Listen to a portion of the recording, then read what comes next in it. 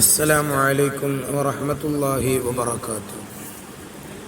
സ്വർഗം ലഭിക്കാൻ കാരണമാകുന്ന 4 കാര്യങ്ങൾ.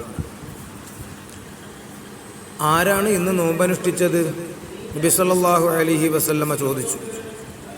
ഞാൻ നോമ്പനുഷ്ഠിച്ചിട്ടുണ്ട്, അബൂബക്കർ റളിയല്ലാഹു അൻഹു പറഞ്ഞു. നബി സല്ലല്ലാഹു അലൈഹി വസല്ലം ആരാണ് ഇന്ന് ജനാസയെ അനുഗമിച്ചത്? അബൂബക്കർ റളിയല്ലാഹു അൻഹു ഞാൻ അനുഗമിച്ചിട്ടുണ്ട്. നബി സല്ലല്ലാഹു അലൈഹി വസല്ലം ആരാണ് ഇന്ന് പാവപ്പെട്ടവന് ഭക്ഷണം നൽകിയത്? അബൂബക്കർ റളിയല്ലാഹു അൻഹു ഞാൻ നൽകിയിട്ടുണ്ട്.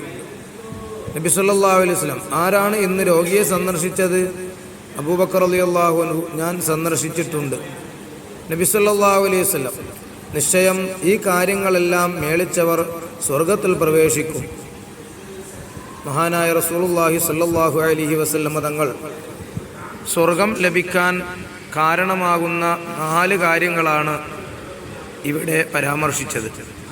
മഹാനായ സിദ്ദീഖ് റളിയല്ലാഹു അൻഹു ഉൾപ്പെടെയുള്ള സ്വഹാബിമാർ ഇരിക്കുന്ന സദസ്സിലാണ് അവതരണം.